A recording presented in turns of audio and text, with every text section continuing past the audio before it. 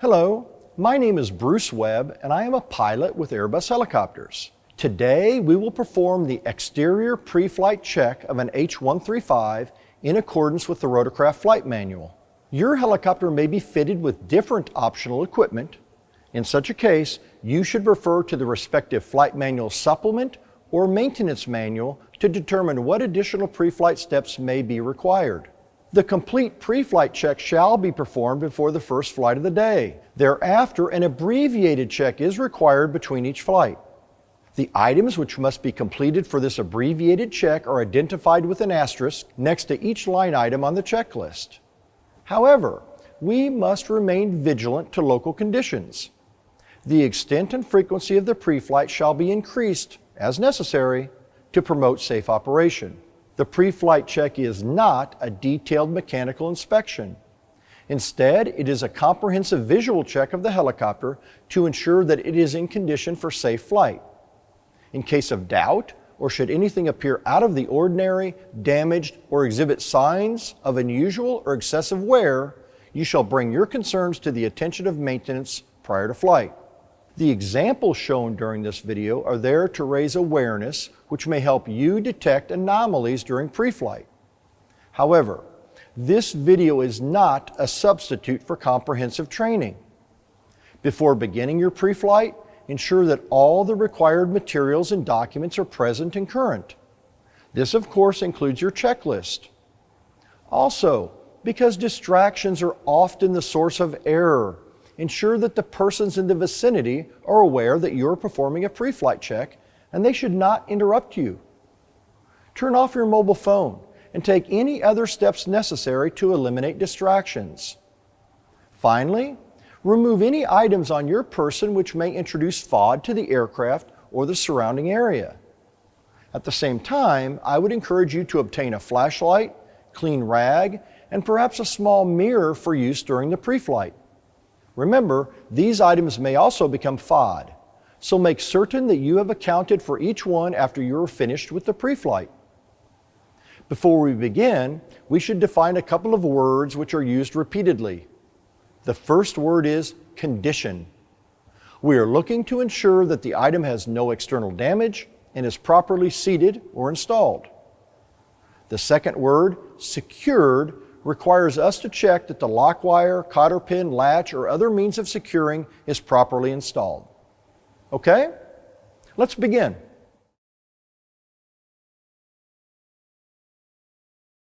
So let's begin the pre-flight check. We have a checklist. Let's open it to exterior check. We'll begin at station number 1. Item 1 in station 1 is OAT sensors. On this aircraft we have 2. We have one sensor located under the pilot's door, the starboard side of the aircraft. There's another located under the co-pilot's door or the port side of the aircraft.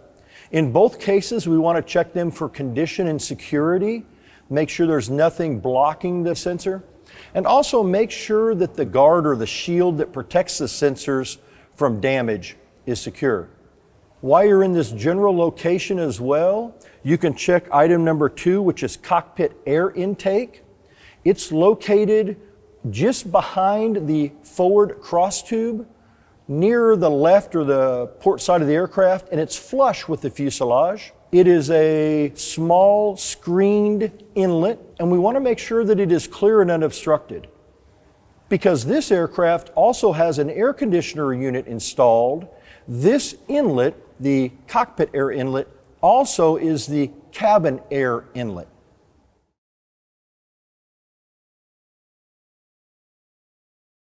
Next, we're going to look at the cockpit door.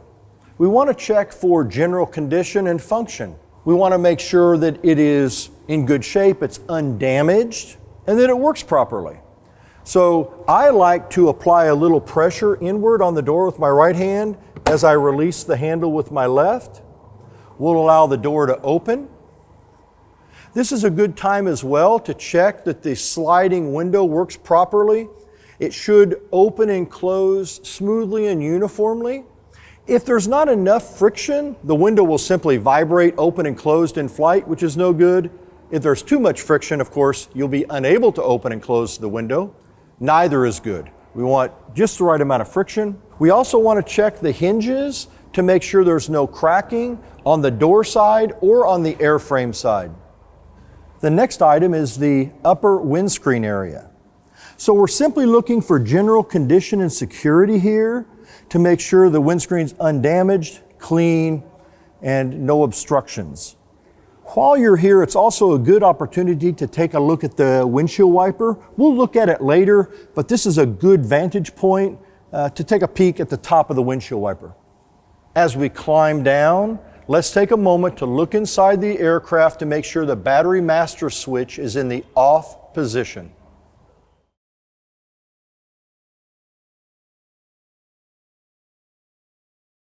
Next, let's look at the landing gear and step. There are several things here we want to pay close attention to. Of course, the cross tube for condition, make sure it's not damaged, not dented, no machine marks on it. The cross tube attaches to the airframe just here. We want to make sure that the bolts are secure, in good repair. There's a rubber bushing in that area. And you want to make sure that bushing is central and not displaced. You don't have bulges or avulsions on either side, because that could be indication that the landing gear has shifted. We want to make sure the step is in good repair, again, undamaged, secure.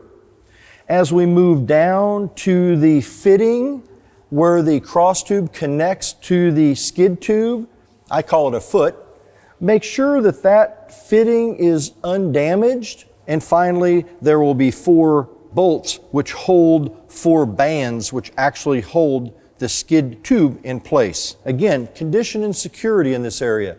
Take a little bit of time, make sure there's no cracking. As we move rearward, we find ourselves at the aft cross tube. In addition to the items we checked on the forward cross tube, we also want to check the rear view camera on this aircraft to make sure the assembly itself is secure and that the cabling which attaches the camera system to the airframe is secure.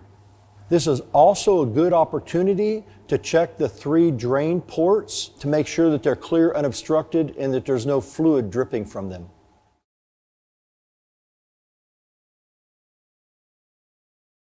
Next, we'll check the condition and security of any antennas which may be located on the underside of the aircraft or which may be located on the roof of the aircraft. Again, just general condition and security of the antennas. While we're here as well, we're going to check the right-hand cowlings for condition, security, make sure they're undamaged. Now check to ensure the avionic cooling bay vent is clear and unobstructed.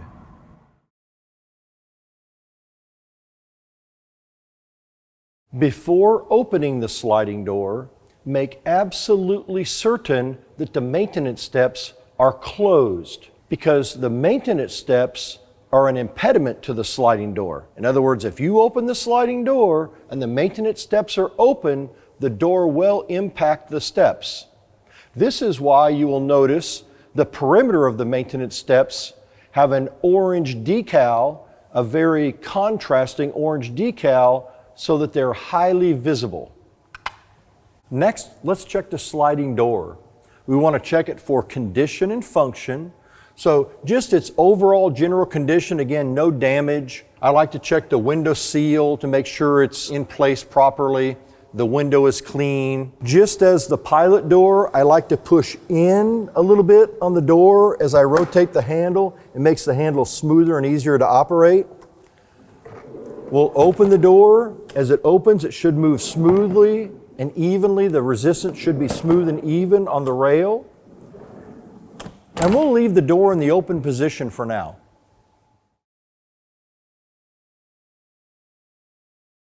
Next, we're going to check the engine oil cooler inlet area, paying special attention to the inlet screen, the fan itself. In general, make sure there's no debris or any foreign objects which may be drawn into the oil cooler area. Now we can close the sliding door on the right-hand side of the aircraft. Now let's open the transmission access door on the right-hand side of the aircraft. You may notice that this door looks a little different than yours. It is because this ship is configured with a hoist on the right-hand side of the aircraft. It has the fixed provisions for the hoist, which requires the door to be slightly smaller. So let's go ahead and open the door and take a look inside.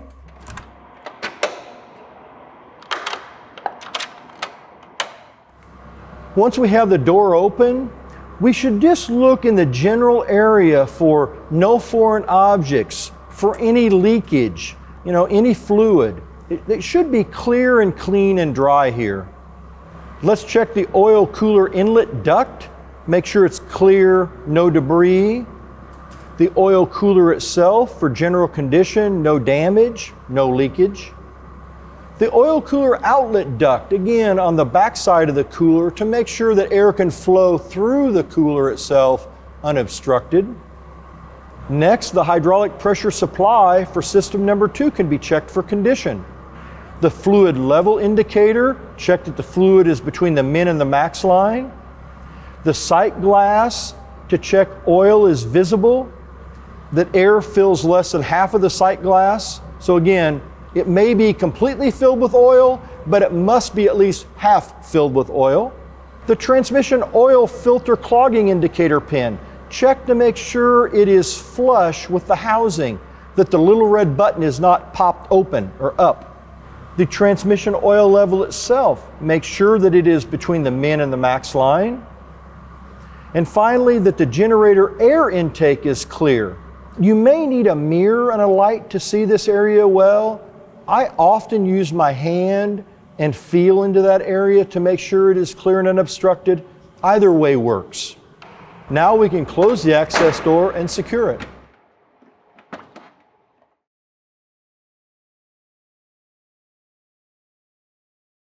Next, we find ourselves at the engine access door on the right-hand side of the aircraft. Because this ship is equipped with an inlet barrier filter, the configuration may look slightly different than yours. We have to reference the flight manual supplement for the inlet barrier filter to complete the pre-flight. It says inlet barrier filter element, check condition, unobstructed. The drain hole condition, unobstructed. The pressure port condition, unobstructed. And the inlet barrier filter pressure lines. Now we cannot see these until we open a panel. We'll see those in just a moment. But finally, from the outside, we can see the oil cooler outlet and ensure that it is in good condition and unobstructed. So let's go ahead and open the doors and take a look inside. Let's begin now in the forward engine access area. We want to check the general condition and security of the wires, lines, pipes, fittings, cannon plugs, all of that. We want it to be clean and dry with no debris, no foreign objects here. This is also a time where we can check the number 2 engine oil level. Of course, it should be between the min and the max line. The engine drive shaft. Pay particular attention here. I recommend you rotate the shaft one direction, and when you do so, it should turn freely, and the main rotor blades should not turn. And this is a time where you can check the circumference of the shaft itself for tooling marks, for any damage, anything like that. You don't want any damage on this drive shaft. You'll notice that there are some bolts which hold the shaft to the engine output flange. Make sure these bolts are in good position, they're secure, and the slippage marks are intact. Also, you'll see a little bit of a diaphragm, or the outside, the radius of that shaft.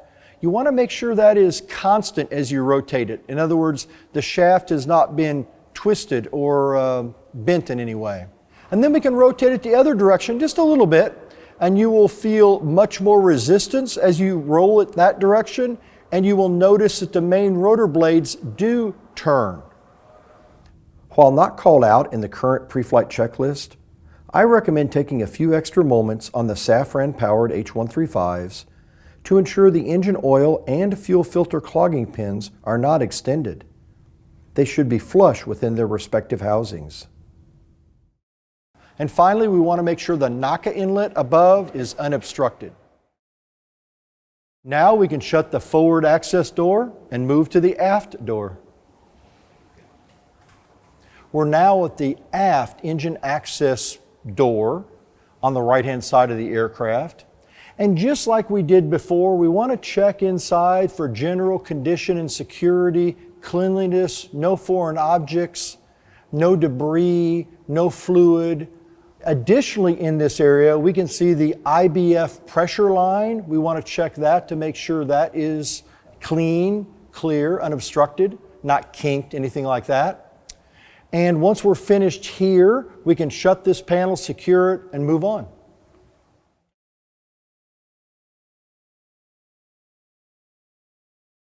Inside the EPU door, we will find the actual EPU receptacle, an external power circuit breaker, and a headset intercom jack.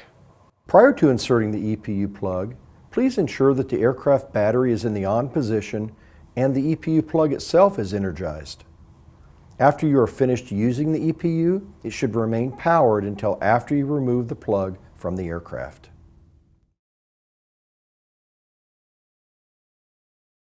So let's look inside the battery compartment door. The battery is located here. I reach in, I feel the battery itself, the top of the battery, there's a threaded rod at the front and the back holding a clamp which holds the battery into position. So I ensure that the nuts are tight there, that there's a diaper pin on each nut holding them in position. I then shake the battery or attempt to shake the battery to make sure it is secure. Then I check the battery connector to make sure it's seated well. Also the battery temperature probe connector to make sure it's seated well. This is a great opportunity to check the vent screens. There are two located in the overhead cowling. They should be clear and unobstructed. It's also a wonderful opportunity to check the general cleanliness and condition of the area, to include items such as the forward portion of the tail boom attach frame, the aft portion of the engine firewalls, the decking. Again, cleanliness, condition, no foreign objects, no fluids. Just below the battery door, we have two static ports. We want to make sure they're clear and unobstructed. Just behind that, we have a small opening where we can see the fire bottle and the fire bottle pressure indication. We want to look at that pressure indication, compare that with the outside air temperature, and look at this placard to determine if the bottle is properly pressurized. Additionally, just above here, we have the engine exhaust pipe for the number 2 engine. We want to make sure it is in good condition, undamaged, secure, free of foreign objects. And it's also a great time, if you'd like, to look at the power turbine on the number 2 engine. You can shine a light and look forward and see the actual power turbine, all to confirm it's clear and free of obstructions.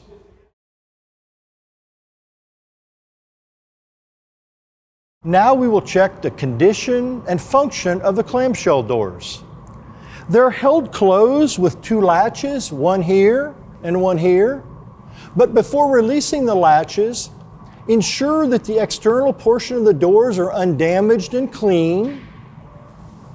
Then, to release the doors, the latches work like this. Just pull the latch, they open.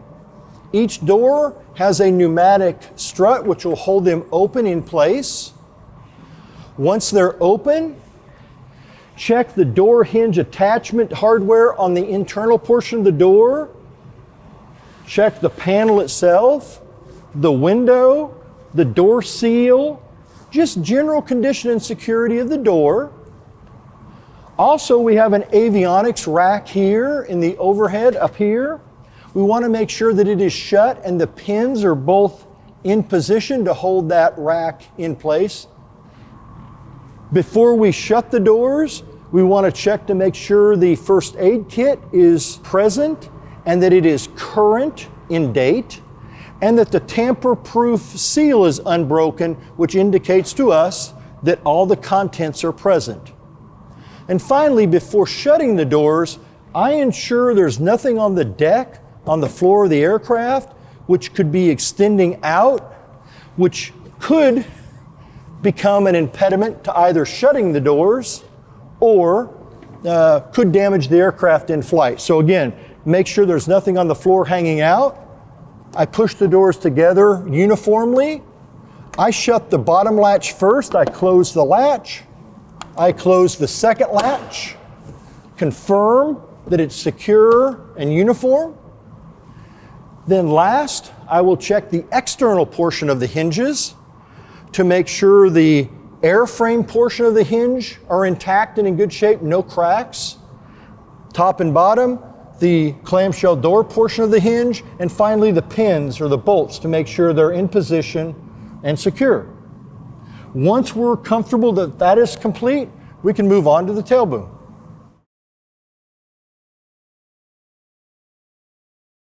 Let's continue our pre-flight check at the right side of the tail boom. We want to look very closely at the tail boom structure itself for any potential defects or deformity, dents, scratches, things like that. So look carefully, take your time here. I also look closely at the cam locks, which hold the tail rotor drive shaft cover in place to make sure they're seated correctly. The antennas, so the VOR antennas on either side, the attachment of those, and that the drain holes or the weep holes at the base of the antenna mount are opened to allow moisture to escape. The inspection panel secure. Of course, the rad out, the radar altimeter antenna is secure with the respective drain holes unobstructed.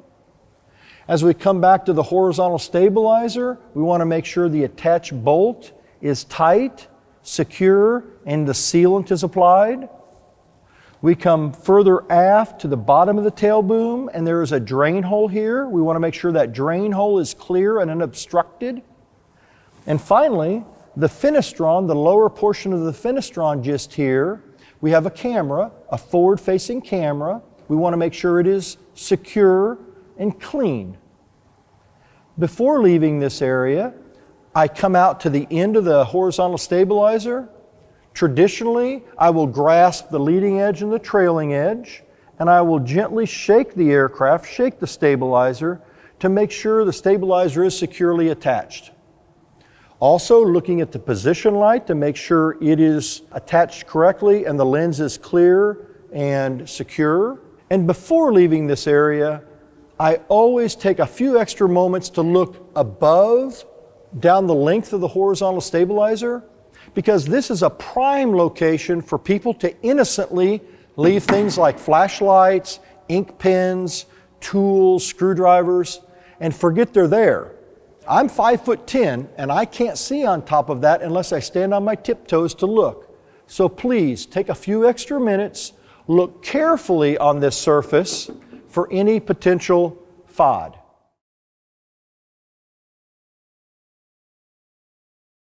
Now we're at the fenestron.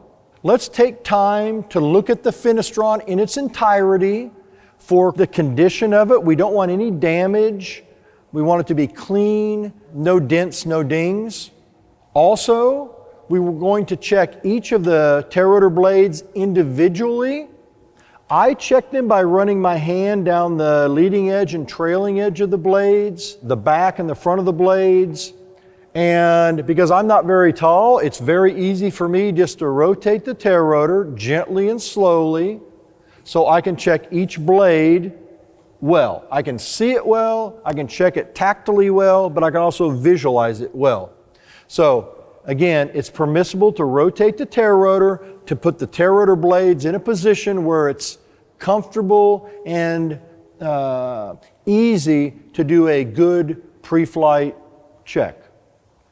Once we've checked the tail rotor blades individually, we want to check that the hub and the tail rotor assembly is central in the fenestron itself so that the gap between the blade tips and the fenestron is uniform throughout the entire radius of the opening. We also want to ensure that the tail rotor fairing is secure and not rotating within the tail rotor hub. So there is a slippage mark located on the fairing itself and a slippage mark on the hub. We want to make sure those marks are in alignment, which indicates to us that there is no slippage, that the fairing is properly installed. Before leaving this area, let's look closely at the ring frame. This assembly is what connects the tail boom to the fenestron. It's attached with rivets. I like to use my hands and my eyes as I carefully check the condition of this assembly. And while no cracks are allowed, tiny cracks in the paint are okay.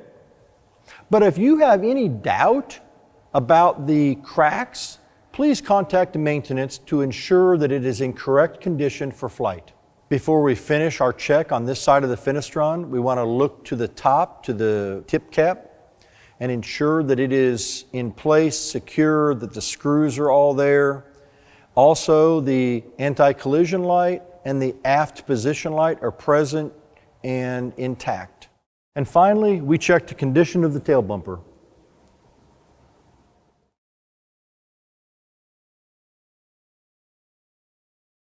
We've now completed the pre-flight checks on the right-hand side of the helicopter. And as we come around the back of the aircraft to station number 2, we're beginning on the left-hand side by the fenestron at station 2.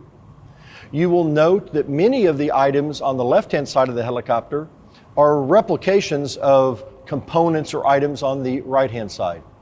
So in such cases, we will not go into a detailed explanation examining the condition of these items. We'll simply mention them and then move on.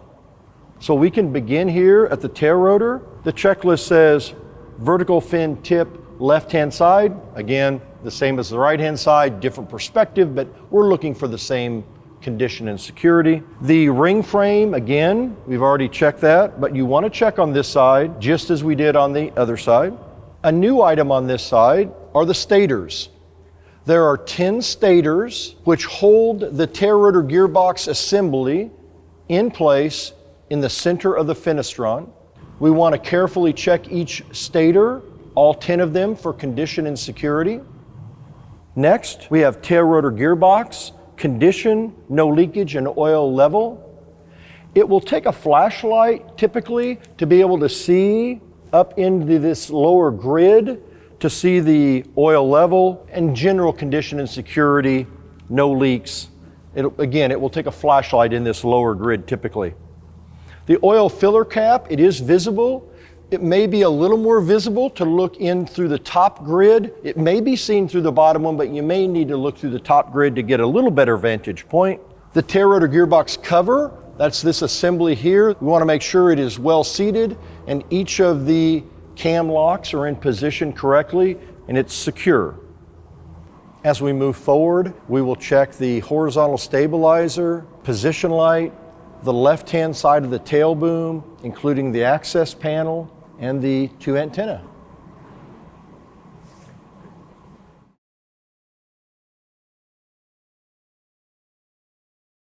As we continue forward on the left-hand side of the helicopter, we find ourselves under the number 1 engine exhaust pipe. Below that, we have the 2 static ports. And between the two, we have something unique on the left-hand side of this helicopter. These are the condenser fan assemblies and grids. We want to ensure that they are clear and unobstructed. I like to use a flashlight to look inside the grid so I can see the actual fan blade and the condensers themselves.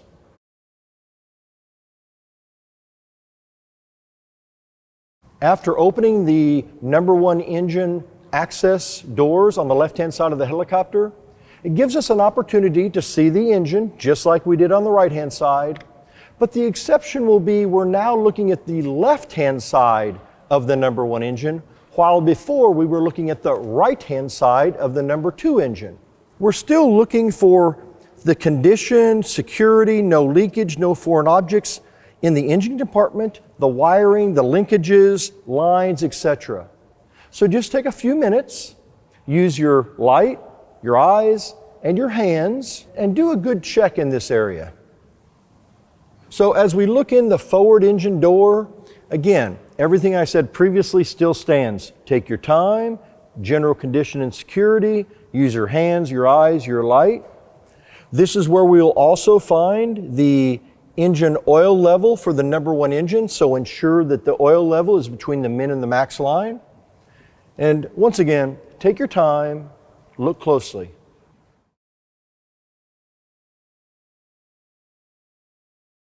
After opening the transmission access door on the left side of the helicopter, we can continue our pre-flight checks.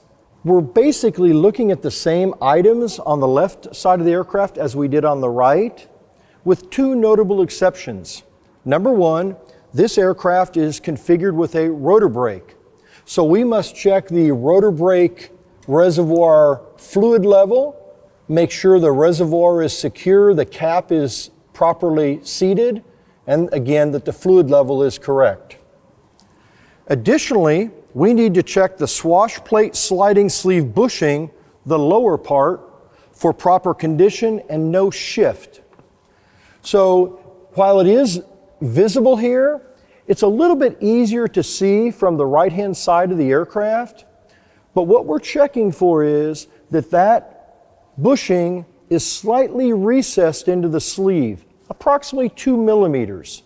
So again, you're likely going to need at least a flashlight, maybe a flashlight and a mirror, but take your time, look there closely, and ensure that that bushing is properly seated and it has not shifted. So that's all there is for us to look at here, which is in addition to what we looked at on the right-hand side. So we can go ahead and close this compartment door and move on up to the rotor system.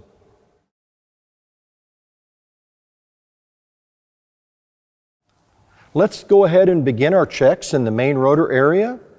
The first item is swash plate. We want to check the general condition of the swash plate. Again, I use a flashlight, I use my hands, I check the bolts, the cotter keys, the safety wire. Again, just general condition and security. Take your time. The area should be relatively clean, no visible damage on any of the components, no machine marks or no indication of scratches or other damage, mechanical damage. We want to go ahead now and look at the swash plate sliding sleeve. The sliding sleeve, you may remember when we were looking at the bottom part or the lower part of the sliding sleeve, it should have been installed so that the Teflon bushing had 2 millimeters, it was 2 millimeters recessed into the sleeve. Well, on the top part, we should ensure that the Teflon bushing is flush with the sliding sleeve. So in this case, it is flush, and this particular helicopter has a thin coat of sealant sealing the top of that bushing. So your aircraft may or may not have that sealant, but in either case, that sliding sleeve should be flush on the upper part. Keep in mind that the upper and lower bushings are not connected. You must not assume that because one is in the correct position, the other is as well.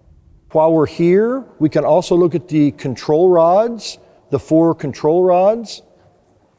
We want to ensure that the control rods are free to rotate, that the bearings on the upper portion, the portion that connects to the blades, and the lower portion, the portion which connects to the rotating swash plate, are in good condition. We want to make sure the hardware which connects them is tight and safetied. Additionally, you will see that the top jam nut on the control rod has sealant around it. That is to keep moisture from going down the barrel, but the bottom of the control rods do not have sealant. So I check that, I rotate the rotor system, I rotate the blades, and I check all 4 of those. While doing so, I also check the control links and make sure that the drive links are in good repair, and again, that they are undamaged. So both drive link assemblies take time to ensure they're in good order as well. As we move up the mast to the blade attach area of the mast, we have the upper blade attach area and the lower blade attach area. We want to check them closely for the condition. There should be no cracking, no deep gouges or scratches or tooling marks. Additionally, while we're in this area, there's a good opportunity to check the 8 main rotor attach bolts. In this case, we have 6 bolts because we have a blade folding kit, so 2 of the bolts are replaced with this pin, this blade folding pin. So we want to check the 6 bolts are correctly installed and secured, that the 2 diaper pins or the 2 securing pins are in place for each of those 6 bolts, and that the blade fold attach pin is secure with a securing pin as well. There's another opportunity here to take a close look at the bonding braid, which connects from the main rotor blade cuff to the top of the main rotor mast itself. And so that I can check all this closely, what I do is I check an area, this whole entire area, then I rotate the rotor system, check again the entire area, rotate the rotor system, check again, and then finally one more rotation and check it all. Because I do want to take a close look in this area. Now we want to look down each main rotor blade control cuff. We want to look down the inside of them as far as possible to ensure there's no foreign objects or any debris inside the control cuffs. So we'll do that for all 4 blades. Now we want to check the condition and security of the 8 main rotor blade dampers. There's one located on the bottom cuff of each blade and one located on the top of each blade. So we'll check each one of them individually for condition and security. We want to make sure that there are no cracks or any defects in the material. They are an elastomeric material, so we don't want any avulsions or any cracking. So take care to look at the bottom and the top of all 4 blades. Now we'll check each of the 4 main rotor blade cuffs. I like to run my hand down the trailing edge, feeling the top of the blade, the trailing edge, the bottom as I look. So I'm looking and feeling, ensure the drain holes are clear, no foreign objects here. I come up on the leading edge, run my hand down the leading edge. Again, looking just for general condition of the cuff. While we're in this area, it's a good opportunity to ensure that this cover, which covers the blade weights, it's used to balance the main rotor system. This cover is designed to protect those. So again, it should be secure with a castellated nut and a cotter key. So take a moment, check each one of those 4 as well. We'll now check each of the 4 main rotor blades. We want to check the condition of the blade, the leading edge, trailing edge, top, bottom. We'll turn the rotor so that we can look at each blade. We want to check free turning of the rotor system.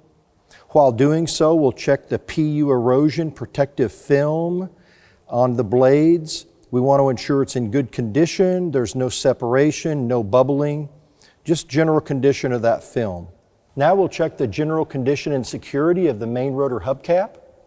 As we rotate the blades, check the general condition all the way around the hubcap and the security by the attachment bolts. Ensure they're all tight and the hubcap is secure.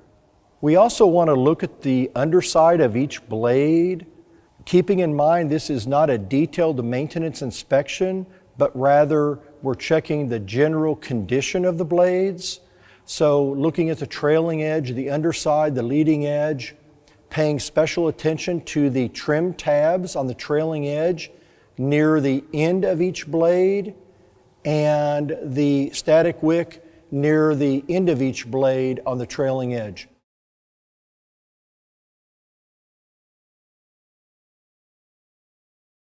As we continue on the left side of the helicopter, of course we want to ensure that the 3 maintenance steps are closed. Additionally, the cowlings, the antennas, oil cooler fan inlet screen, All of these should be checked for condition as well, just like we did on the right-hand side of the helicopter. But a new item on this side is the fuel filler cap. It's located just inside the fuel door, so we'll need a key to open the door. Once we open the door, we can check that the cap is secure. Then we shut the door, lock it, remove the key, and now we'll continue on.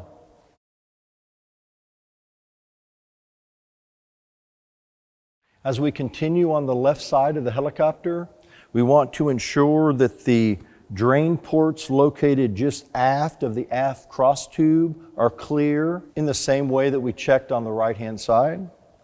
We also want to check the condition and security of the landing gear and step, just as we did on the right-hand side.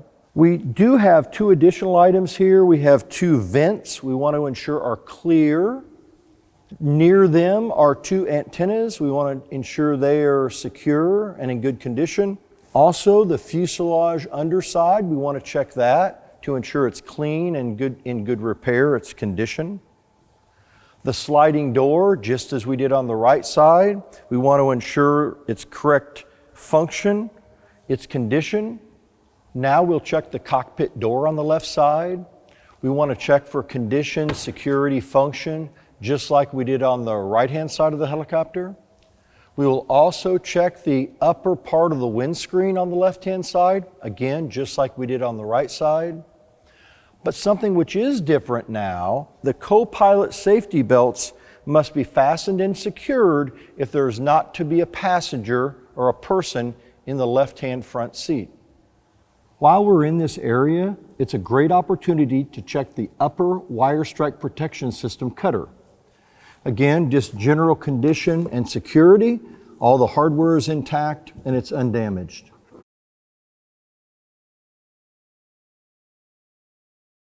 We've now arrived at the last station, the nose area. We will begin here by checking the windscreens, the forward portion and the lower portion of each windscreen for condition and cleanliness. We will check the pitot tubes, both the left pitot tube and the right pitot tube, for condition, security, and to ensure that they are clear and unobstructed. Then we will check that the windshield wiper is in good condition and securely attached.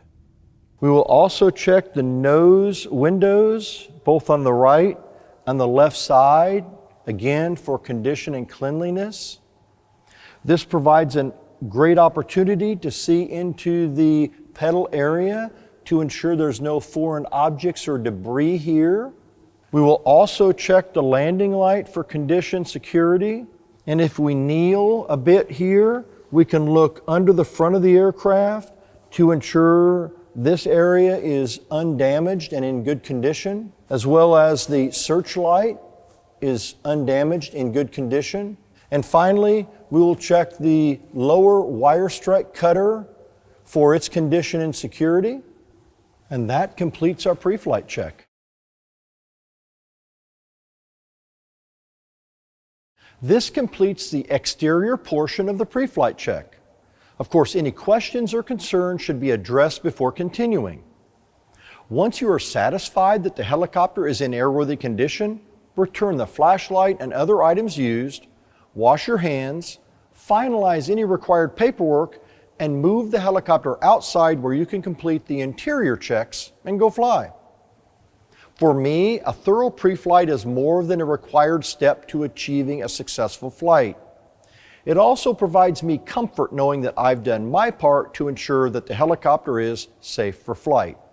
And finally, this video was filmed near an active flight line at our Airbus facility in Donauwörth, Germany. Hopefully, the sights and sounds we all love were not too distracting. Until next time, resume on navigation.